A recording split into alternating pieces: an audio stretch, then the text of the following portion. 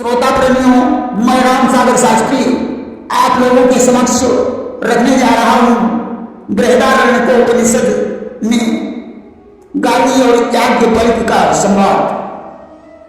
देखिए, हमारे देश में ऐसी ऐसी महान नारियों ने जन्म लिया है जो परम विदुषी, वेदज्ञ और ब्रह्म ज्ञान से संपन्न थी, जिन्होंने ये साबित करके दिखा दिया कि नारियां भी ज्ञान में पुरुषों से पीछे नहीं हैं। अनसुईया, घोषा, बाला आदि परम विदुषी नारियां थी। गार्गी का जन्म गर्भगोत्र में महर्षि वशिष्ठ के यहाँ हुआ था, इसलिए गार्गी का एक नाम वाचकन्नी भी था। एक बार राजा जनक ने यज्ञ किया जिसमें देश भर के प्रकांड विद्वान उपस्थित थे कि जनक राज जब यज्ञ जाए और तेहि मां बहु विद्वान बुलाए। सभा में महर्षि याज्ञवल्क्य भी मौजूद थे। याज्ञवल्क्य मुनि ज्ञान निधाना और जनक सभा बैठे निज थाना। इन प्रकांड विद्वानों के अतिरिक्त परम विदुषी गार्गी भी वहां उपस्थित थी कि ऋषि वचक मुखी कन्या जोई और विदुषी परम गार्गी सोई। राजा जनक ये जानना चाहते थे कि इन विद्वानों में सर्वश्रेष्ठ विद्वान कौन है, अतः इसकी जांच करने के लिए उन्होंने 1000 गायों के सींगों में 10-10 तोला सोना बनवा दिया कि 1000 गाय मंगवाई और स्वर्ण संगनक दीन बनाई। उन्होंने ऐलान कर दिया कि इतने विद्वानों में जो अपने को सर्वश्रेष्ठ विद्वान समझता हो वह इन गायों को ले जाए कि जो विद्वान परम कुल होई और सहस गाय लई जावई सोई। अब तो सर्वश्रेष्ठ का नाम सुनकर सारे विद्वान भयभीत हो गए, क्योंकि गायों को ले जाने का मतलब था अपने को सर्वश्रेष्ठ विद्वान साबित करना। जब कोई विद्वान गायों को ले जाने के लिए आगे नहीं बढ़ा, उस समय याज्ञवल्क्य ने अपने शिष्यों को आदेश दिया कि इन गायों को ले चलो। याज्ञवल्क्य निज शिष्य बुलाई और कहा गाय सब चलो लवाई। शिष्य गायों को लेकर जाने लगे। अब तो विद्वानों को अपना अपमान महसूस हुआ। उन्होंने याज्ञवल्क्य से कहा कि इतनी बड़ी सभा में तुम अपने को विद्वान कैसे मानते हो कि बोली उठे सिगरे विद्वाना और सबको तभी तुम बनत महाना। याज्ञवल्क्य ने विनम्रता पूर्वक उत्तर दिया कि मैं यहाँ उपस्थित सभी विद्वानों को प्रणाम करता हूँ। मैं अपने को विद्वान नहीं मानता।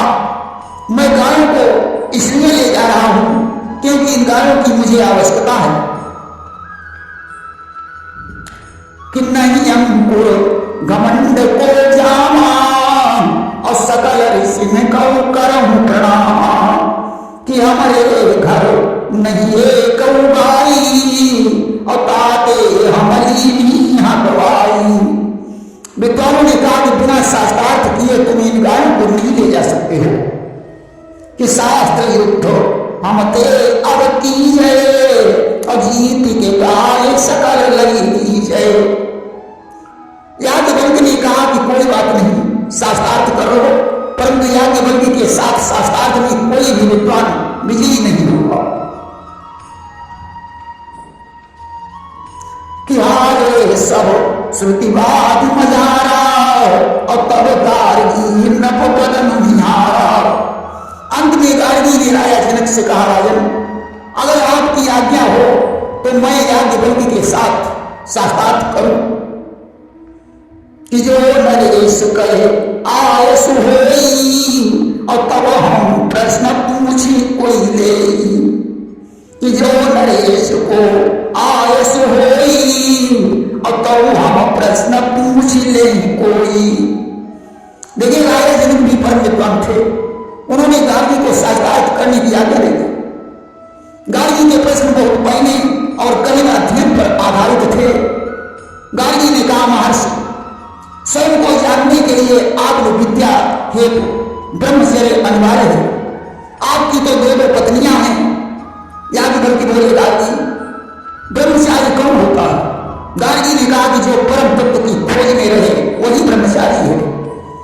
याज्ञवल्क्य बोले तो तुम्हें ये क्यों लगता है कि गृहस्थ परम तत्व की खोज नहीं कर सकता?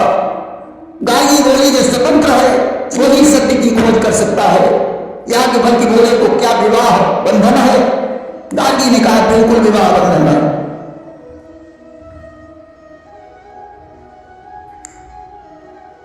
कि गार्गी थी परम ब्रह्म ज्ञानी, बोली विवाह एक बंधन है। सत्य की खोज के लिए मुनिवर, बस ब्रह्मचर्य ही साधन है। याज्ञवल्क्य बोले गार्गी तुम मुझे समझाओ कि विवाह बंधन किस प्रकार से है?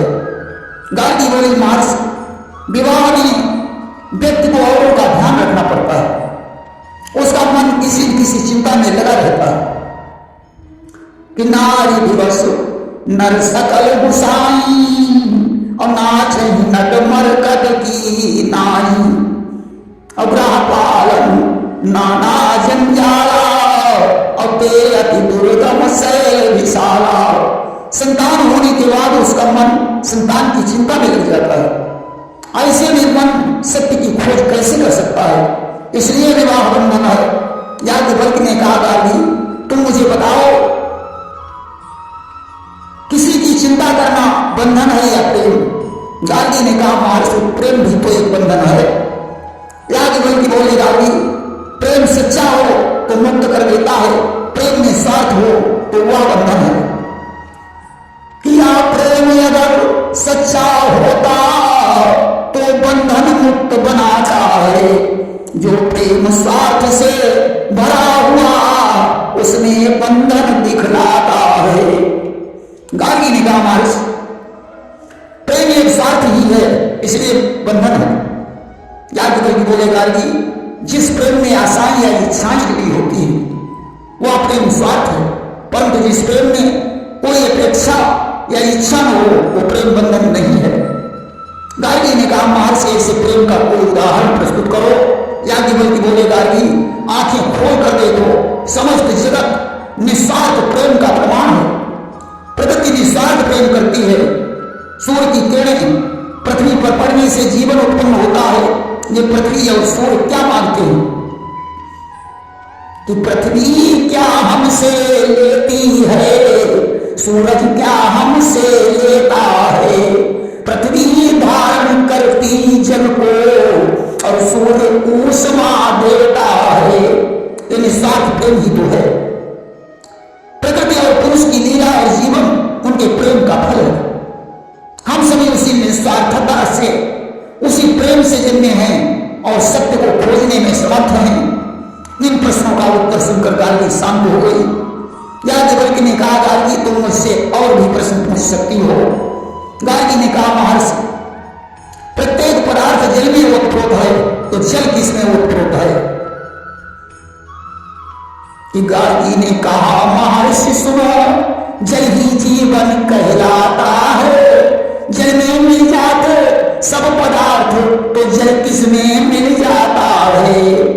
याज्ञवल्क्य ने एक क्षण विचार किया और बोले गार्गी जल वायु में ओतप्रोत है। गार्गी ने पूछा महर्षि तो वायु किसमें ओतप्रोत है? याज्ञवल्क्य ने कहा वायु अंतरिक्ष में ओतप्रोत है। गार्गी ने पूछा अंतरिक्ष किसमें ओतप्रोत है? इस प्रकार प्रश्नों पर प्रश्न करते हुए बात गंधर्व लोक, आदित्य लोक, चंद्रलोक, नक्षत्र लोक, देवलोक, इंद्रलोक, प्रजापति लोक, ब्रह्मलोक तक पहुंच गई। गार्गी ने पूछा महर्षि ये ब्रह्मलोक किसमें ओतप्रोत है? कि गार्गी ने प्रश्न अनेक पूछो यह ब्रह्मलोक पहुंचाया है। फिर बोली कहिए ब्रह्मलोक किसने मुनिराज समाया है? अब तो इस प्रश्न पर याज्ञवल्क्य को क्रोध आ गया और उन्होंने गार्गी को डांट कर कहा कि इससे आगे के प्रश्न पूछने पर तेरा मस्तक कटकर जमीन पर गिर जाएगा। किया गया क्रोध मुनि बोल उठे मत इससे आगे प्रश्न करो अन्यथा शीश कट जाएगा, इसलिए यहीं पर बस ठहरो। गार्गी यह सुनकर मौन हो गई। थोड़ी देर बाद उसने महर्षि याज्ञवल्क्य से कहा महर्षि अब आप हमारे केवल 2 प्रश्नों का उत्तर दीजिए। स्वर्गलोक से ऊपर जो भी है और पृथ्वी लोक से नीचे जो भी है और इन दोनों के बीच में जो भी है तथा जो हो चुका है और जो अभी होने वाला है, ये दोनों किसमें ओतप्रोत हैं? अर्थात वाल्मीकि ने ये पूछा कि सारा ब्रह्मांड किसके अधीन है? कि सारांश गार्गी ने पूछा किसके अधीन ब्रह्मांड सकल, इसका उत्तर देकर ईश्वर कीजिएगा अपनी भी है सफल। याज्ञवल्क्य बोले कोई अक्षर अविनाशी तत्व है जिसके प्रशासन अनुशासन में सभी कुछ ओतप्रोत है। गार्गी याज्ञवल्क्य का उत्तर सुनकर प्रभावित हुई। उसने याज्ञवल्क्य को प्रणाम किया और कहा याज्ञवल्क्य निश्चय ही ब्रह्मनिष्ठ है, इनके समान कोई सर्वश्रेष्ठ विद्वान नहीं है।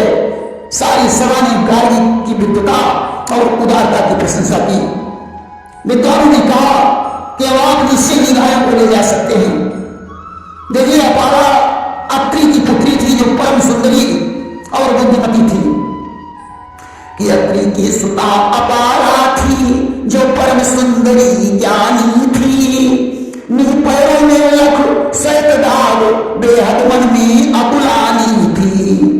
एक दिन स्नान करते समय उसने अपने पैरों पर सफेद दाग देखे, परंतु उसने उन दागों की चर्चा अपने पिता से नहीं की। वह दागों को छिपाकर रखने लगी। दाग धीरे धीरे बढ़ते रहे और अपाला भी विवाह के योग्य हो गई। अत्रि को अपनी पुत्री के विवाह की चिंता सताने लगी। एक दिन संयोगवश उनके यहाँ बेगम के प्रसाद सुमन का आगमन हुआ। अपाला ने उनका आतिथ्य सत्कार किया। प्रसाद सुमन अपाला के व्यवहार और स्वरूप से प्रभावित हो गए। उन्होंने अत्रि से अपाला का हाथ मांगा। महर्षि अत्रि ने प्रसन्न होकर अपाला का विवाह प्रसाद के साथ कर दिया। अपाला प्रसाद के आश्रम पर चली गई। अपाला के दाग बढ़ते ही रहे। अपाला प्रसाद से भी उन दागों को छुपाए रही, परंतु एक दिन प्रसाद ने उसके दाग देख लिए। अब तो फिर उसे घृणा की दृष्टि से देखने लगे। मुनिवर प्रसाद से ब्याह हुआ, पति के आश्रम पर आई है। पत्नी से घृणा अपार हुई, आश्रम से दिया भगाई है।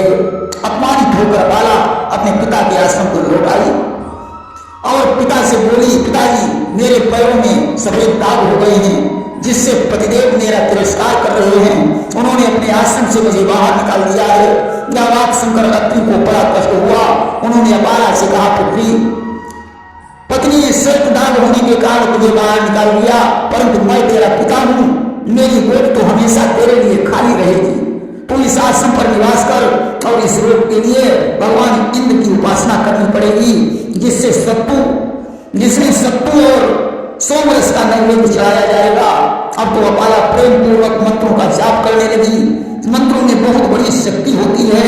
लिखा है कि मंत्र महामन विषय व्याल के और मेटत कठिन कुंक भाल के।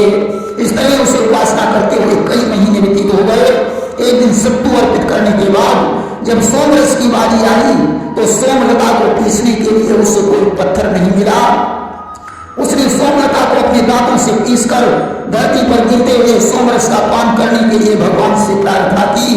अब तो इंद्र अपाला के प्रेम और भक्ति पर प्रसन्न होकर प्रकट हो गए। सत्तू और सोमरस का पान करते हुए बोले, देवी तुम धन्य हो, तुम्हारा रोग जल से नष्ट हो जाएगा तथा तुम्हारे प्रेम और भक्ति की कहानी संसार में अमर हो जाएगी। आज इंद्र के वरदान से अपाला रोग मुक्त हो गई। ईश्वरपति का पूजन करने से हो गई ठीक काया उसकी। कोई में आज तक समझ सका इस दुनिया में माया प्रभु की। अब तो उसका शरीर एकदम दिव्य हो गया। सोने की तरह उसका शरीर चमकने लगा। प्रेम से बोले वृंदावन बिहारी लाल की जय।